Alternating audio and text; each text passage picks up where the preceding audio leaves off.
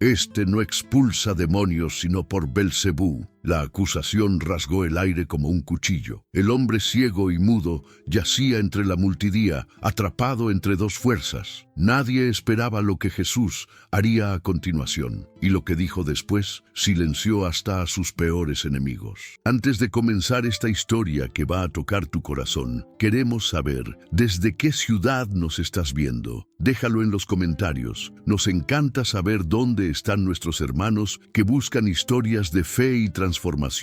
Y si aún no te has suscrito al canal, este es el momento perfecto para hacerlo. Activa la campanita de notificaciones para que no te pierdas ninguna historia que puede cambiar tu día y fortalecer tu fe. Vamos juntos en este viaje de esperanza. En una Jerusalén sofocada por el calor del mediodía y la tensión religiosa, un hombre llamado Eliam carga 3 maldiciones que lo aprisionan. No puede ver el mundo, no logra articular una sola palabra y es atormentado por una fuerza demoníaca que lo mantiene encadenado a la desesperación. Para la sociedad, él es un símbolo vivo de la maldición divina, invisible, desechable, condenado. Pero cuando Jesús de Nazaret pasa por la ciudad, algo imposible está a punto de suceder. La curación instantánea de Eliam debería ser motivo de júbilo, pero se transforma en el detonante de una acusación devastadora. Los fariseos, liderados por el respetado Simón ben Azaría, declaran públicamente que Jesús expulsa demonios por el poder de Belcebú, el príncipe de las tinieblas. Lo que debería ser un milagro de liberación se convierte en una confrontación mortal entre la luz y las sombras, entre la verdad y la hipocresía religiosa. La respuesta de Jesús no será solo una defensa, será una revelación que silenciará incluso a sus mayores enemigos y cambiará para siempre el destino de todos los presentes. En este día, los testigos verán algo más allá de la curación física. Verán el momento en que el cielo y la tierra se encuentran y donde cada palabra tiene el poder de salvar o de condenar eternamente. El polvo de las calles de Jerusalén se pegaba a la piel como una segunda capa de sufrimiento. Para la mayoría era solo una molestia más en un día caluroso. Para Eliam era una sensación familiar, algo más que sentía, pero que no podía ver ni nombrar. Estaba sentado en su rincón de siempre, recargado en la áspera pared de piedra cerca del mercado. Sus ojos abiertos miraban a la nada. No había colores en su mundo, no había rostros, solo sombras indefinidas que a veces pasaban demasiado cerca, tropezando con él como si fuera parte de la arquitectura, una piedra olvidada en el camino. Eliam no recordaba cuándo había comenzado todo. Hubo un tiempo lejano, casi irreal, en el que veía. Recordaba vagamente el rostro de su madre, los tonos dorados del atardecer sobre las colinas de Judea, las expresiones de alegría en las fiestas. Pero esas memorias eran como sueños desvanecidos, imágenes de las que no estaba seguro si eran reales o solo inventos de una mente desesperada por cualquier fragmento de normalidad. La ceguera habría sido suficiente. Muchos ciegos lograban vivir, mendigar, incluso trabajar en tareas sencillas. Pero Eliam no solo había perdido la vista, también había perdido la voz. Su boca se abría, su garganta se movía, pero no salía ni un solo sonido, ni una palabra,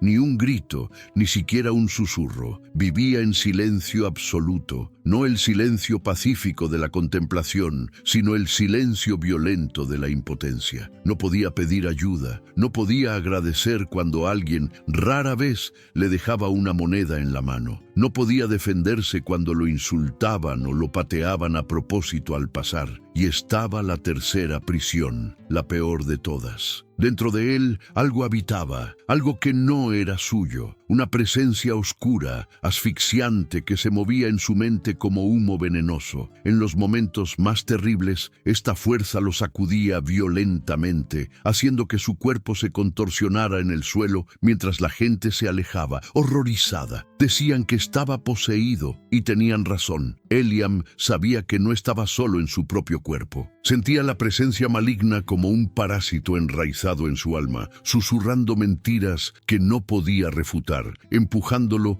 a una desesperación que no podía expresar. Era como estar aprisionado dentro de sí mismo, observando su propia destrucción sin poder hacer nada. La gente lo evitaba, no por crueldad, o al menos no solo por eso, sino por miedo. Para ellos, Eliam era la prueba de que Dios castigaba los pecados. Tal vez el pecado fuera de él, tal vez de sus padres. Nadie lo sabía con certeza, pero todos estaban de acuerdo. Aquel hombre cargaba con una maldición. Sara, su hermana menor, era la única que aún lo visitaba. Venía todas las mañanas trayendo un trozo de pan, un poco de agua, ponía la comida en sus manos y se quedaba allí por unos minutos, hablando cosas a las que Eliam no podía responder. Le contaba sobre el día, sobre los niños del barrio, sobre los rumores que circulaban por la ciudad. Aquella mañana en específico, había algo diferente en el tono de su voz. Eliam lo notó por la forma en que ella sostuvo su mano un poco más fuerte, por la urgencia en sus palabras. Eliam, hay un hombre en la ciudad, dijo, casi susurrando, como si temiera que alguien la escuchara. Dicen que cura a la gente, ciegos, cojos, hasta gente como tú. Eliam sintió que algo se movía dentro de él. No sabía si era esperanza o solo otra ilusión cruel. Había escuchado promesas antes, curanderos que iban y venían, oraciones que no eran respondidas, sacrificios que no cambiaban nada. Su nombre es Jesús, continuó Sara. Es de Nazaret. La gente dice que es diferente, que hay un poder real en él. Ella hizo una pausa. Eliam podía sentir su vacilación. Voy a llevarte con él, hoy mismo. No importa lo que digan los demás. Eliam quería protestar, pero no tenía voz. Quería preguntar por qué ella arriesgaría su propia reputación por él, pero no tenía palabras. Entonces solo apretó ligeramente la mano de ella, el único gesto que podía hacer. Sara entendió. Horas después, mientras el sol se elevaba en el cielo, ella regresó acompañada de dos vecinos que,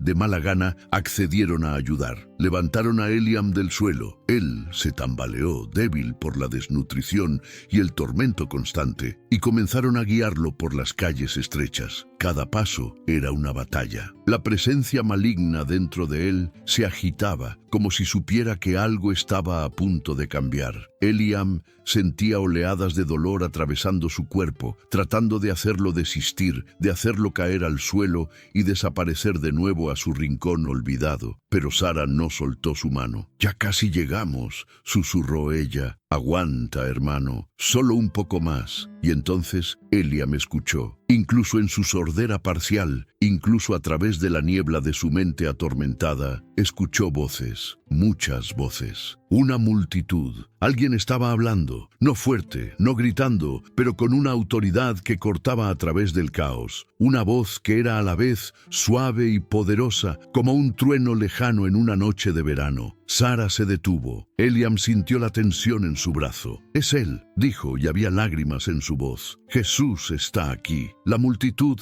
era un mar de cuerpos apretados, de voces que se mezclaban en un murmullo constante. Sara apretó la mano de Eliam con más fuerza mientras intentaba abrirse paso entre la gente. Los dos vecinos que habían ayudado a traerlo ya se habían ido, incómodos con la situación, dejándola sola con su hermano. «Con permiso, por favor». Sara repetía una y otra vez, su voz casi perdida en el ruido. Algunas personas se volteaban, veían a Eliam con sus ojos vacíos y su boca entreabierta, y se apartaban rápidamente. Otros ni siquiera se molestaban en mirar. Eliam podía sentir las miradas. Aunque no podía verlas, las sentía como agujas clavándose en su piel. Escuchaba los susurros, las palabras a medio camino entre la lástima y el asco. «Pobre hombre, está maldito. ¿Por qué lo traen aquí? No deberían acercarlo al maestro». Dentro de él, la presencia oscura se retorcía con furia. Era como si supiera exactamente hacia dónde lo llevaban y luchaba contra cada paso. Eliam sintió sus piernas debilitarse, su cuerpo comenzó a temblar. No era él quien quería detenerse. Era esa cosa dentro de él, esa fuerza maligna que había robado su vida. «No, no, no», Sara susurró, sintiendo cómo su hermano se desplomaba. «Aguanta, Eliam. ya casi llegamos. Él puede ayudarte, lo sé. Varios hombres se acercaron, al principio con desconfianza, pero al ver la desesperación en los ojos de Sara, decidieron ayudar. Entre 4 de ellos levantaron a Eliam, sosteniéndolo mientras avanzaban hacia el centro de la plaza donde Jesús enseñaba. Desde una esquina elevada, resguardados por la sombra de un pórtico, un grupo de fariseos observaba todo con ojos de halcón. Simón ben Azaria, el más respetado entre ellos, tenía los brazos cruzados sobre su túnica impecable. Su barba larga y perfectamente cuidada temblaba ligeramente mientras apretaba la mandíbula. «Otra vez», murmuró a sus compañeros, «otro espectáculo público. Este nazareno no pierde oportunidad de llamar la atención». «¿Crees que realmente lo curará?», preguntó Malco, un fariseo más joven, con un tono que mezclaba curiosidad y escepticismo. Simón lo miró con severidad. «Lo que creo es que estamos presenciando algo peligroso. Este hombre está engañando al pueblo. Si tiene algún poder, no viene de donde todos piensan». Los otros fariseos asintieron, aunque algunos con menos convicción que otros. Habían visto cosas en las últimas semanas que no podían explicar fácilmente. Leprosos limpios, paralíticos caminando, incluso rumores de muertos que volvían a la vida. Pero admitir que Jesús tenía poder divino significaría reconocer que estaban equivocados sobre él, y eso era impensable. Mientras tanto, Sara finalmente logró abrirse paso hasta el frente. Jesús estaba sentado en un escalón bajo, rodeado de sus discípulos. Había estado hablando sobre el reino de los cielos, pero se detuvo cuando vio al grupo acercarse con Eliam. El silencio cayó sobre la multitud como una manta pesada. Todos los ojos se volvieron hacia el hombre que apenas podía mantenerse en pie, sostenido por extraños que probablemente minutos antes ni siquiera lo conocían. Jesús se puso de pie. Sus ojos no mostraban repulsión ni miedo. Había algo en su mirada que Eliam no podía ver, pero podía sentir. Compasión pura, sin condiciones, sin juicio. Sara cayó de rodillas frente a Jesús, las lágrimas corriendo libremente por sus mejillas. «Maestro», su voz se quebró, «este es mi hermano, Eliam. Ha sufrido toda su vida. No puede ver, no puede hablar y algo lo atormenta por dentro. Los sacerdotes dicen que está bajo maldición, que no hay esperanza para él. Pero yo he escuchado lo que haces. He escuchado que tienes poder para sanar, para liberar. Por favor, si puedes hacer algo». No pudo terminar. Los sollozos la vencieron. Jesús extendió su mano y tocó suavemente su hombro. «Levántate», dijo con ternura. «Tu fe ha traído a tu hermano hasta aquí. No te vayas sin ver la gloria de Dios». Luego se volvió hacia Eliam. La multitud contuvo el aliento. Los fariseos se inclinaron hacia adelante, cada músculo tenso, cada sentido alerta. Este era el momento que habían estado esperando. Si Jesús fallaba, podrían usarlo en su contra. Si tenía éxito, bueno, ya tenían un plan para eso también. Jesús dio un paso hacia Eliam. El hombre temblaba violentamente ahora. La presencia demoníaca dentro de él estaba furiosa, aterrorizada, luchando por mantener su control. Eliam sentía como si su cuerpo fuera un campo de batalla, desgarrado entre dos fuerzas inmensamente poderosas. «Paz», Jesús dijo, y su voz atravesó todo el caos interno de Eliam como un rayo de luz pura atravesando la oscuridad más profunda. Entonces Jesús habló otra vez, pero esta vez no a Eliam. Habló a la oscuridad misma, espíritu mudo y sordo. Su voz era firme, sin vacilación. «Yo te mando, sal de él y nunca más entres». Lo que sucedió después fue tan rápido que muchos en la multitud apenas pudieron procesarlo. Eliam lanzó un grito, el primer sonido que había salido de su garganta en años, y se sacudió violentamente. Por un instante pareció que iba a colapsar, pero entonces, silencio. Un silencio diferente. No el silencio de la opresión,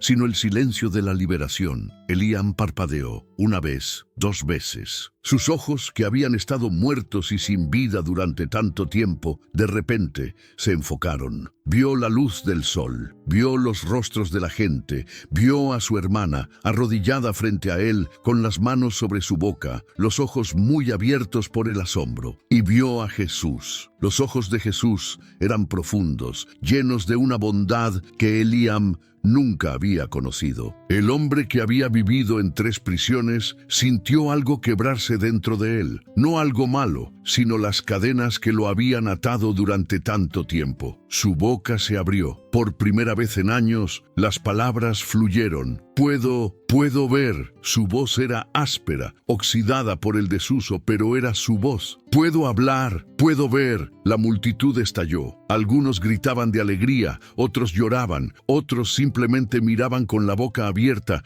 incapaces de creer lo que acababan de presenciar. Las voces se elevaron en alabanzas. Gloria a Dios. Nunca se ha visto algo así en Israel. ¿No será este el hijo de David? Pero no todos celebraban. Desde su lugar elevado, Simón ben Azaria observaba con el rostro endurecido. Sus compañeros intercambiaban miradas nerviosas.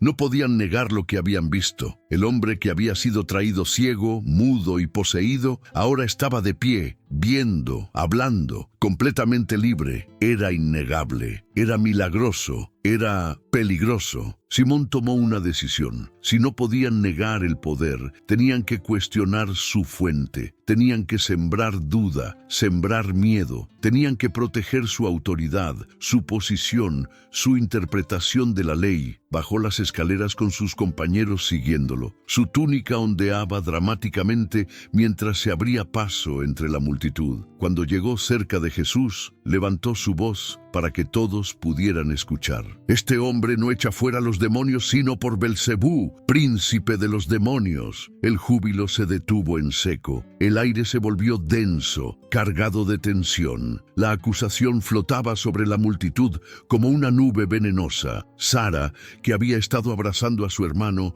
se quedó paralizada. Eliam, todavía ajustándose a su nueva realidad, miró confundido entre Jesús y el fariseo que lo había acusado. Los discípulos de Jesús se pusieron tensos, algunos dando pasos protectores hacia su maestro. Pero Jesús levantó una mano deteniéndolos. Su rostro permanecía tranquilo, pero sus ojos brillaban con algo nuevo. No ira, sino una profunda tristeza mezclada con determinación. El momento del milagro había pasado. Ahora venía la confrontación. La acusación de Simón ben Azaria quedó suspendida en el aire como una sentencia de muerte. Las palabras Belcebú, príncipe de los demonios, resonaban en los oídos de todos los presentes con un peso que iba más allá de su significado literal. Era una blasfemia absoluta, una declaración de que Jesús no solo era un falso profeta, sino un servidor activo de Satanás. La multitud se dividió instantáneamente. Algunos retrocedieron, como si la mera proximidad a alguien acusado de tal cosa pudiera contaminarlos. Otros se mantuvieron firmes, confundidos, mirando entre el hombre que acababan de ver ser curado milagrosamente y el respetado fariseo que pronunciaba la acusación. Eliam, todavía asimilando su nueva realidad de poder ver y hablar, sintió un nudo en el estómago. Él sabía mejor que nadie lo que había estado dentro de él. Conocía la oscuridad, el tormento, la presencia maligna que lo había mantenido cautivo, y también sabía con una certeza que atravesaba hasta sus huesos que lo que acababa de liberarlo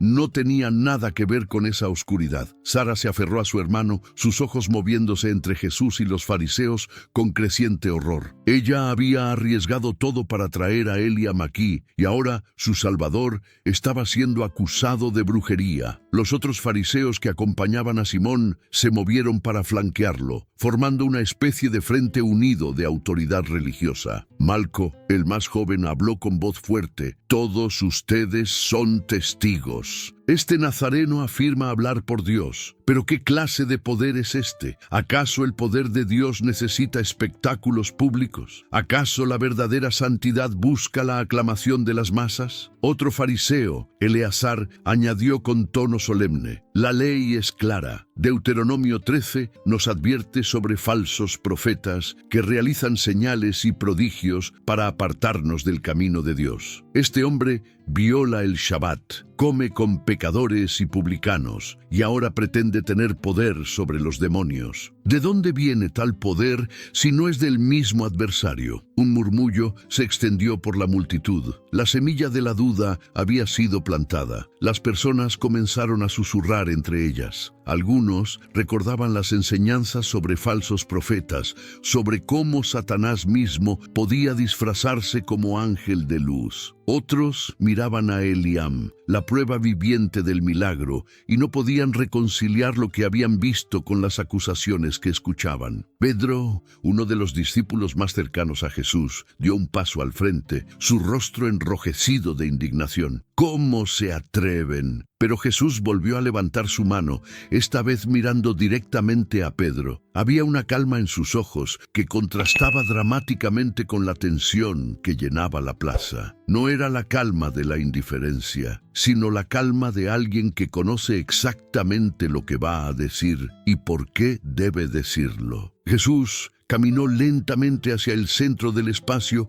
que se había formado entre él y los fariseos. La multitud se apartó instintivamente, creando un círculo. El sol del mediodía caía directamente sobre él, haciéndolo parecer casi luminoso en contraste con las sombras de los pórticos, donde los fariseos habían estado observando. Cuando habló, su voz no estaba elevada, pero cada palabra se escuchaba con claridad cristalina. Había una autoridad en su tono que hacía que hasta sus acusadores se callaran para escuchar. Todo reino dividido contra sí mismo queda asolado, y toda ciudad o casa dividida contra sí misma no se mantendrá en pie. Hizo una pausa, dejando que las palabras penetraran. Algunos en la multitud asintieron lentamente siguiendo la lógica. Simón frunció el ceño, sintiendo que el terreno comenzaba a cambiar bajo sus pies. Jesús continuó, su mirada moviéndose deliberadamente de un fariseo a otro. Si Satanás expulsa a Satanás, está dividido contra sí mismo. ¿Cómo entonces puede mantenerse en pie su reino? La pregunta quedó flotando en el aire. Era simple, devastadoramente lógica e imposible de refutar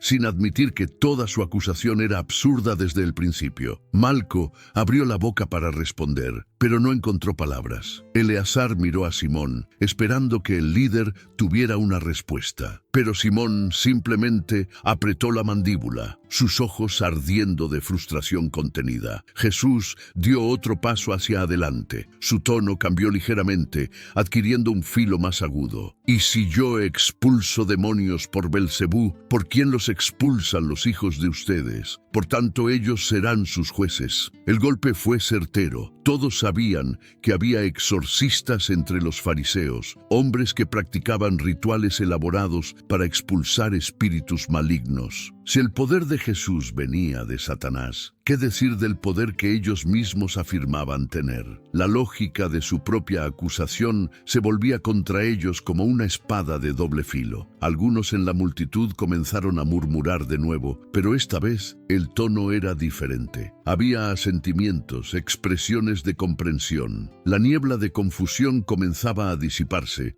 reemplazada por algo más peligroso para los acusadores: claridad. Sara sintió que su corazón se aligeraba. Eliam, todavía maravillado de poder ver las expresiones en los rostros de las personas, observaba a Jesús con una mezcla de asombro y gratitud. Este hombre no solo lo había sanado, ahora estaba defendiendo su honor contra aquellos que intentaban torcer algo hermoso en algo oscuro. Pero Jesús no había terminado. Su siguiente declaración cortó el aire con una autoridad que hizo que varios en la multitud se estremecieran. «Pero si yo expulso demonios por el Espíritu de Dios, entonces el reino de Dios ha llegado a ustedes». El silencio que siguió fue absoluto. No era solo una respuesta a una acusación, era una declaración de identidad, de misión, de realidad espiritual. Jesús no estaba simplemente defendiéndose, estaba proclamando que algo fundamental había cambiado en el mundo, que el reino de Dios no era una promesa distante, sino una realidad presente, aquí y ahora. Los fariseos sintieron el cambio en la atmósfera. La multitud ya no los miraba a ellos buscando orientación. Todos los ojos estaban fijos en Jesús. Simón sabía que estaba perdiendo el control de la situación. Podía sentir cómo su autoridad se desmoronaba con cada palabra que Jesús pronunciaba. Tenía que recuperar el terreno, tenía que reafirmar su posición. Pero antes de que pudiera hablar, Jesús continuó, y lo que dijo después heló la sangre de todos los presentes. Su voz se volvió más grave, más seria. Ya no era solo una refutación lógica, era una advertencia. Por eso les digo, todo pecado y blasfemia será perdonado a los hombres, pero la blasfemia contra el Espíritu no será perdonada. La multitud contuvo el aliento. Incluso los discípulos miraron a Jesús con ojos muy abiertos. Un pecado imperdonable, en una religión construida sobre el perdón de Dios,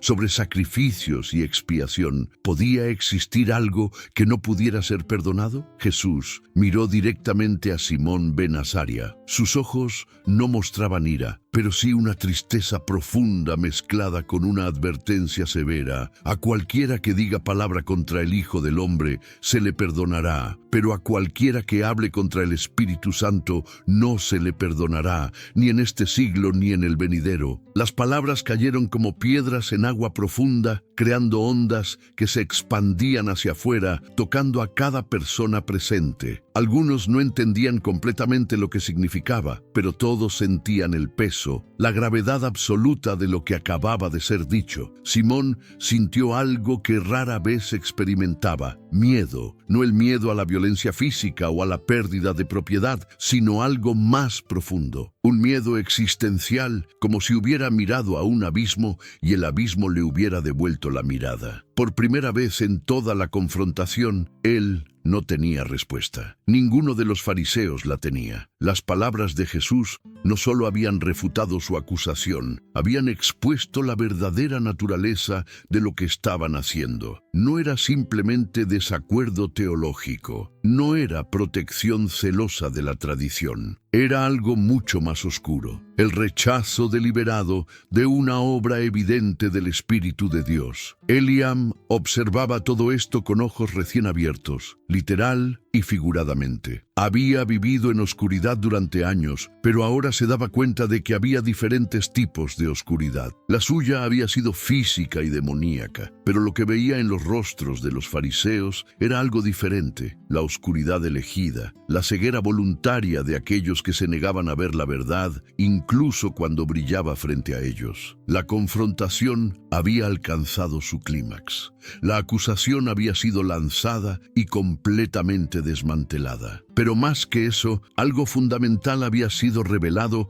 sobre la naturaleza del bien y del mal, sobre el perdón y el pecado imperdonable, sobre la luz y la oscuridad que podía existir incluso en los corazones de los religiosos. Y todos los presentes sabían que este momento cambiaría todo. El silencio que siguió a las palabras de Jesús sobre el pecado imperdonable era tan denso que parecía tener peso físico. La plaza, que momentos antes había estado llena de voces y movimiento, ahora se sentía como un espacio suspendido en el tiempo, donde cada persona procesaba lo que acababa de escuchar. Simón ben Azaria sentía cómo el sudor comenzaba a formarse bajo su elaborado turbante. Sus compañeros fariseos intercambiaban miradas nerviosas, esperando que él, como líder, dijera algo, hiciera algo para recuperar el control de la situación. Pero por primera vez en décadas de liderazgo religioso, Simón no sabía qué decir.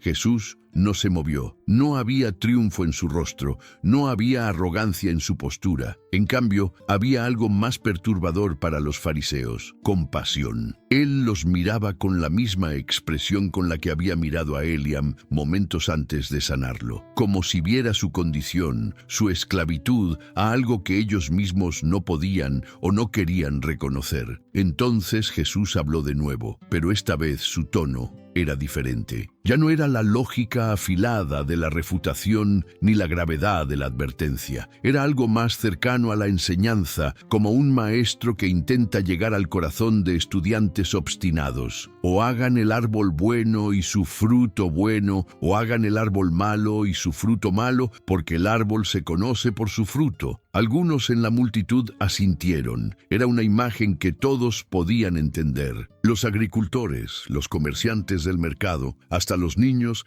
sabían que un árbol sano producía fruta sana y un árbol enfermo producía fruta podrida. Pero entonces Jesús hizo algo inesperado. Giró ligeramente su cuerpo para que ya no estuviera mirando solo a los fariseos, sino a toda la multitud, incluyendo a los fariseos en un grupo más grande. Su siguiente declaración fue como una flecha que atravesó todas las defensas. «Generación de víboras, ¿cómo pueden ustedes, siendo malos, hablar cosas buenas? Porque de la abundancia del corazón habla la boca». Un murmullo colectivo atravesó la multitud. Algunos se ofendieron, otros sintieron el aguijón de la verdad. Los fariseos, acostumbrados a ser tratados con deferencia y respeto, se pusieron rígidos ante el insulto directo. Malco, el fariseo más joven, no pudo contenerse más. ¿Cómo te atreves a hablarnos así? Somos guardianes de la ley. Dedicamos nuestras vidas al estudio de las Escrituras. ¿Quién eres tú para? El hombre bueno del buen tesoro de su corazón saca lo bueno. Jesús lo interrumpió, su voz firme pero no elevada. Y el hombre malo del mal tesoro saca lo malo. Señaló hacia Eliam, que todavía estaba de pie junto a su hermana, todavía maravillado de poder ver las expresiones en los rostros de las personas. Miren a este hombre. Estuvo en cadenas, ciego, mudo, atormentado, y ahora está libre. ¿Ven esto? Hizo un gesto amplio hacia Eliam. Este es el fruto. Un hombre que estaba perdido ahora está encontrado. Un hombre que estaba en oscuridad ahora ve la luz. Un hombre que no podía alabar a Dios ahora puede hacerlo. Eliam sintió todas las miradas sobre él. Por un momento, el viejo instinto de encogerse, de hacerse invisible, casi lo venció. Pero luego recordó que ya no tenía que esconderse. Ya no era el hombre maldito en la esquina. Era un testimonio viviente de algo extraordinario. Con voz todavía áspera pero creciendo en confianza, Eliam habló. Es verdad, yo estaba muerto en vida, y ahora estoy vivo. Lo que este hombre hizo por mí no vino de la oscuridad. Yo conozco la oscuridad,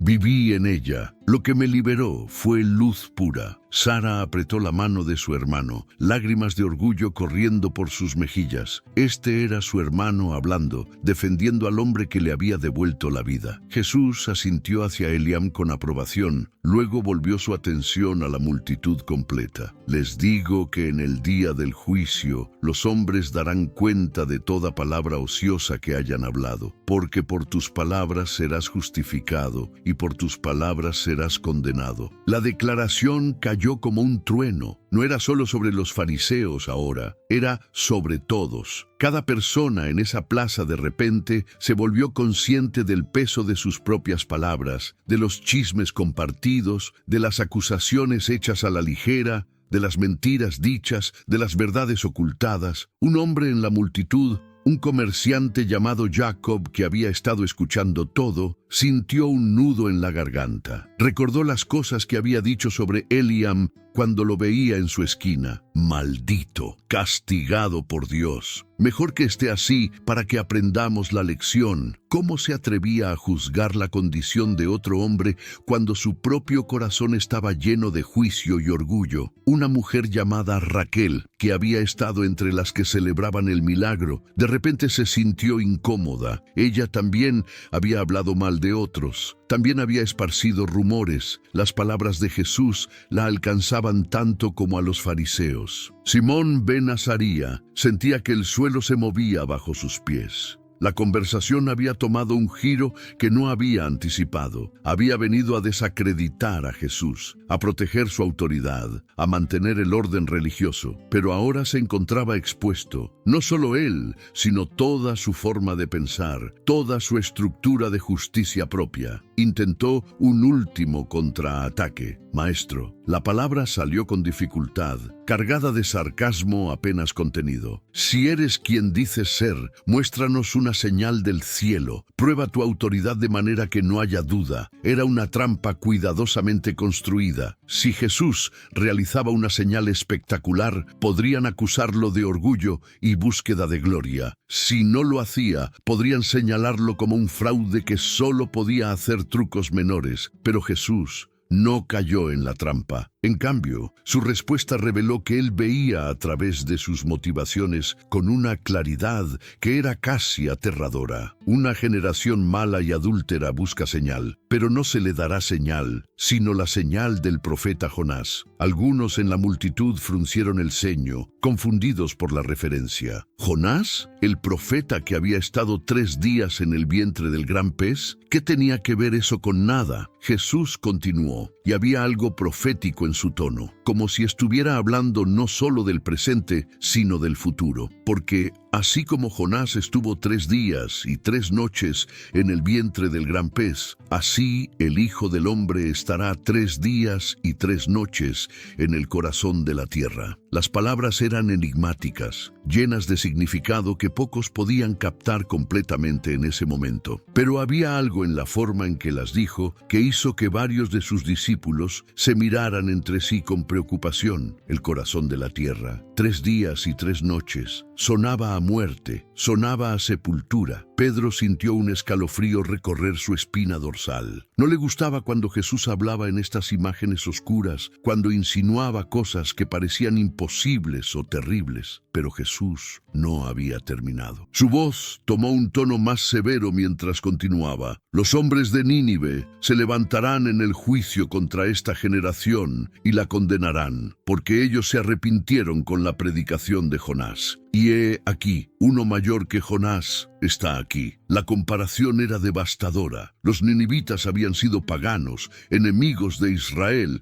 gente que no conocía a Dios. Sin embargo, cuando Jonás les predicó, se arrepintieron. Aquí, frente a ellos, estaba alguien mayor que Jonás, una afirmación velada pero clara de autoridad divina. Y los líderes religiosos de Israel no solo rechazaban su mensaje, sino que activamente lo calumniaban. La reina del sur se levantará en el juicio contra esta generación y la condenará, Jesús añadió, porque ella vino de los confines de la tierra para oír la sabiduría de Salomón. Y he aquí, uno mayor que Salomón está aquí. Otra comparación, otra condenación implícita. La reina de Saba, otra pagana, había viajado grandes distancias solo para escuchar la sabiduría de Salomón. Los fariseos tenían a alguien mayor que Salomón directamente frente a ellos, y todo lo que podían hacer era acusarlo. Simón sintió que su cara se enrojecía. La humillación era total. No podía refutar la lógica, no podía negar el milagro, y ahora estaba siendo comparado desfavorablemente con paganos que habían mostrado más fe y humildad que él. Eleazar puso una mano en el brazo de Simón susurrando, «Vámonos». Ya hemos escuchado suficiente, pero Simón no podía moverse. Estaba clavado en el lugar, atrapado entre el orgullo que no le permitía retirarse y el creciente terror de que tal vez, solo tal vez,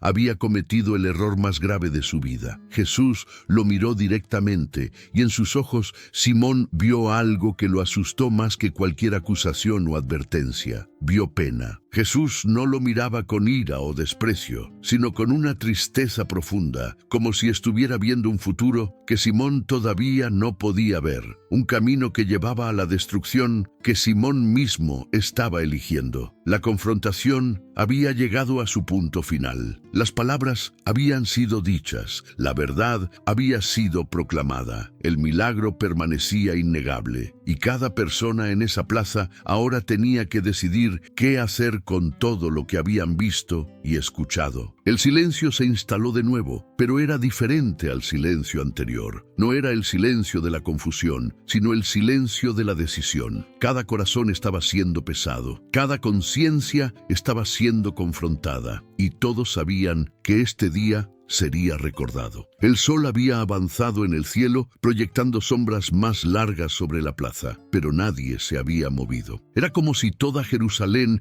hubiera quedado congelada en ese momento, atrapada entre el milagro que habían presenciado y las palabras que habían escuchado. Simón ben Azaria finalmente rompió su parálisis. Sin decir palabra, se dio la vuelta bruscamente, su túnica ondeando detrás de él como una bandera de retirada. Los otros fariseos lo siguieron, algunos apresuradamente, otros con pasos más lentos, mirando hacia atrás como si no pudieran decidir si se estaban alejando de un fraude o huyendo de una verdad que no podían soportar. Malco fue el último en irse. Se detuvo por un momento mirando a Jesús con una expresión que era difícil de descifrar. ¿Era duda, curiosidad, miedo? Tal vez era una mezcla de todo. Luego, consciente de que sus compañeros ya habían doblado la esquina, corrió para alcanzarlos. Su silencio era más elocuente que cualquier argumento que hubieran podido presentar. Al no poder refutar el milagro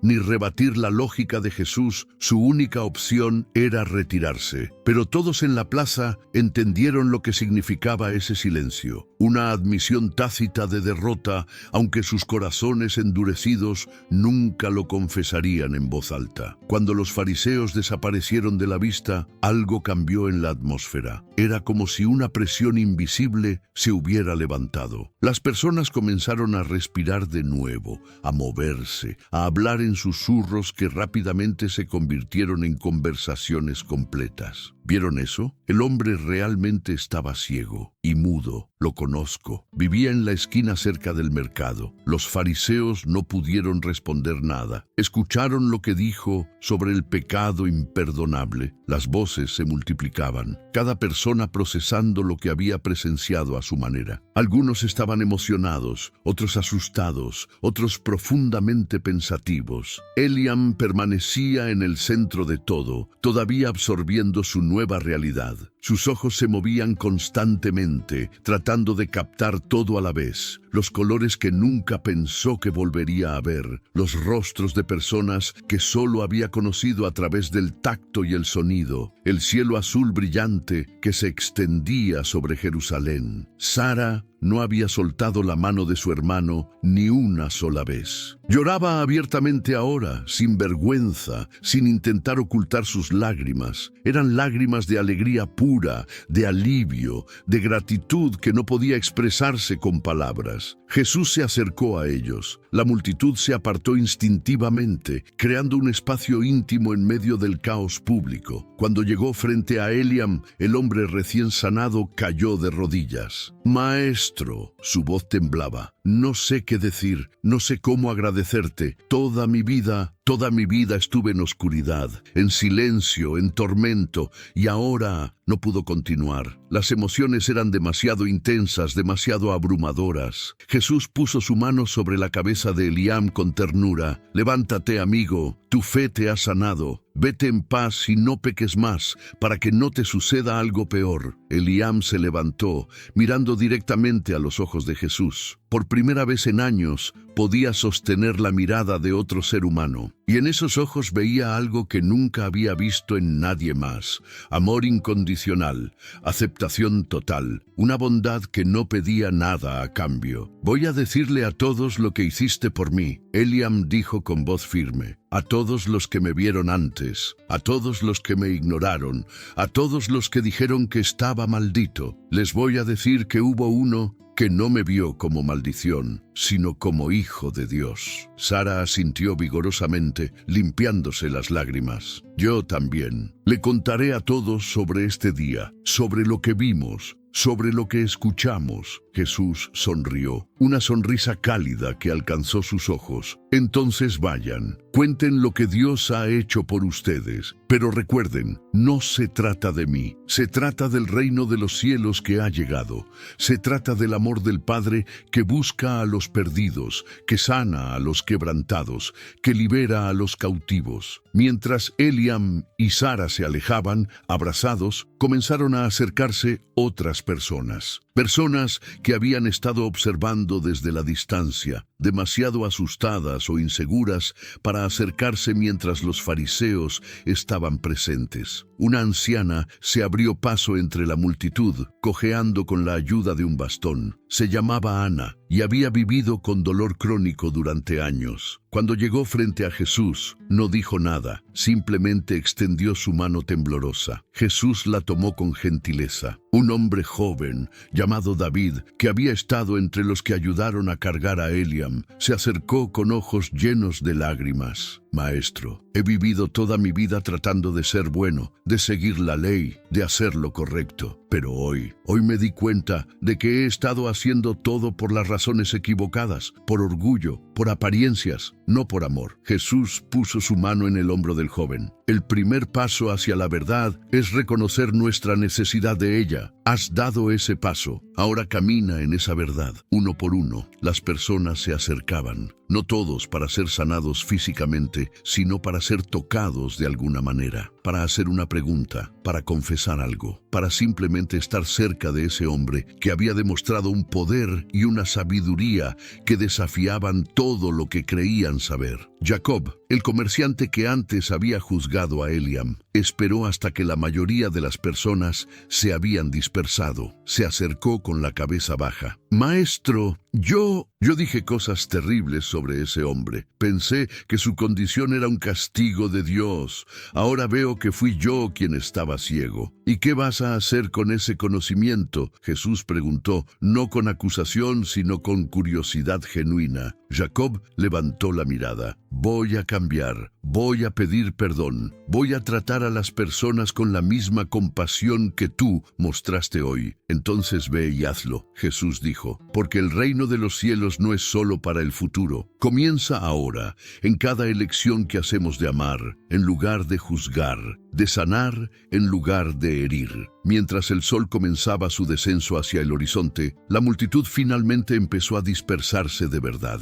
Pero todos sabían que no estaban regresando a la misma vida que habían dejado esa mañana. Algo fundamental había cambiado. Los discípulos de Jesús se reunieron a su alrededor. Pedro habló lo que todos estaban pensando. Maestro, hoy los silenciaste. Vieron el milagro y no pudieron negarlo. Tu respuesta fue perfecta, pero vaciló. ¿Pero qué, Pedro? Pero esto no va a terminar aquí, ¿verdad? Los fariseos no van a olvidar lo que pasó hoy. No van a perdonar la humillación. Jesús miró hacia la dirección donde los fariseos habían desaparecido. Su expresión era seria. No van a olvidar. Y no, esto no termina aquí. Lo que comenzó hoy es solo una parte de algo mucho más grande. El reino de la luz y el reino de las tinieblas están en guerra, y esa guerra llegará a su clímax. ¿Qué quieres decir?, Juan preguntó, su voz llena de preocupación. Jesús puso sus manos sobre los hombros de Juan y Pedro. Lo que dije hoy sobre la señal de Jonás. Préstenle atención. Vendrán días oscuros, días en que parecerá que las tinieblas han ganado. Pero recuerden siempre, ninguna oscuridad puede apagar la luz. La luz solo necesita brillar y la oscuridad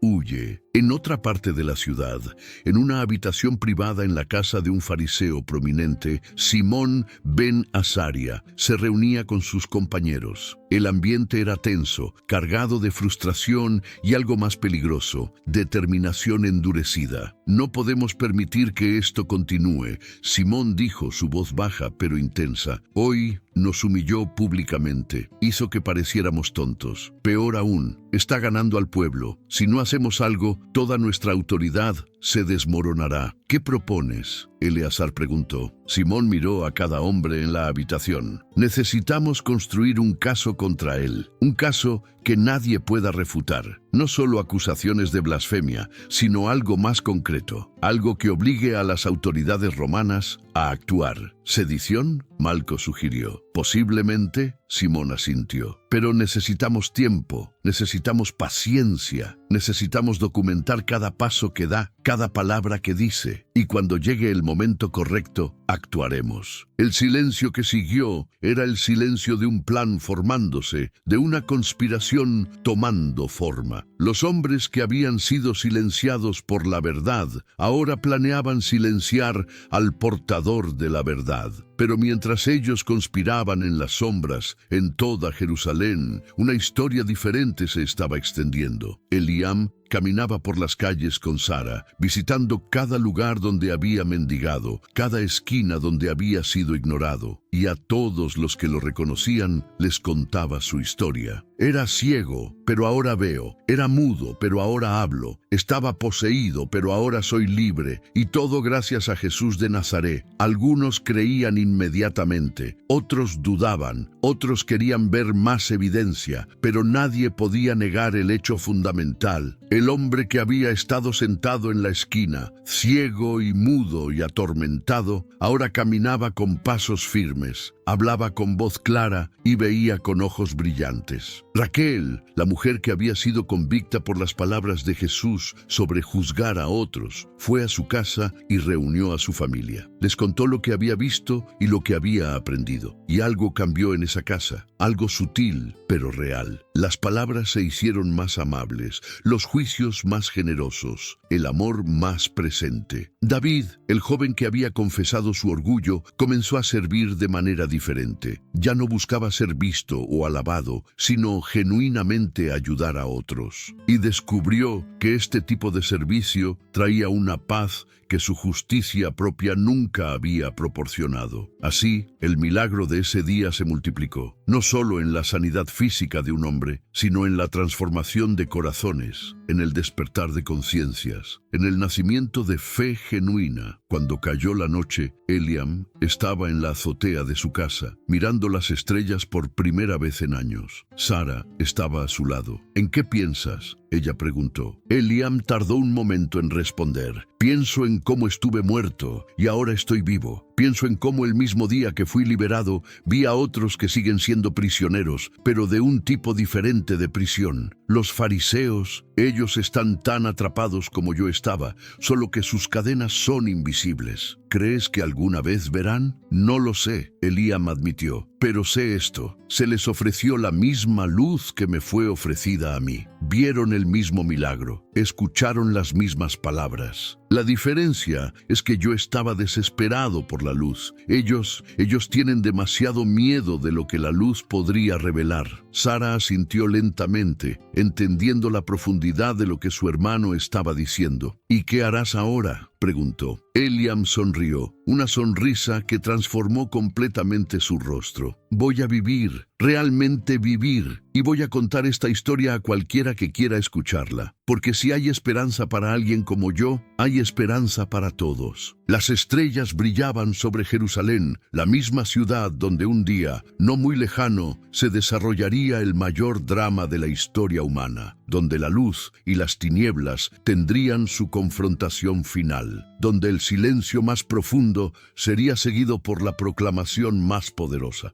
Pero esa noche, bajo esas mismas estrellas, un hombre que había vivido en 3 prisiones ahora era libre, y su libertad era un testimonio viviente de que ninguna oscuridad es tan profunda que la luz no pueda alcanzarla. Ninguna cadena es tan fuerte que el amor no pueda romperla. Ningún silencio es tan absoluto que la verdad no pueda hablar a través de él. El milagro que nadie pudo negar continuaba resonando, multiplicándose, transformando, no solo en ese día, sino en los días, semanas, meses y años que seguirían. Porque la verdadera naturaleza de un milagro no es solo lo que sucede en el momento, sino cómo continúa viviendo en los corazones de aquellos que fueron tocados por él. Y este milagro viviría para siempre. La historia del día en que Jesús fue acusado de servir a Belcebú, pero silenció a todos con un milagro innegable, se convirtió en una de las más contadas en Jerusalén y más allá. Eliam vivió el resto de sus días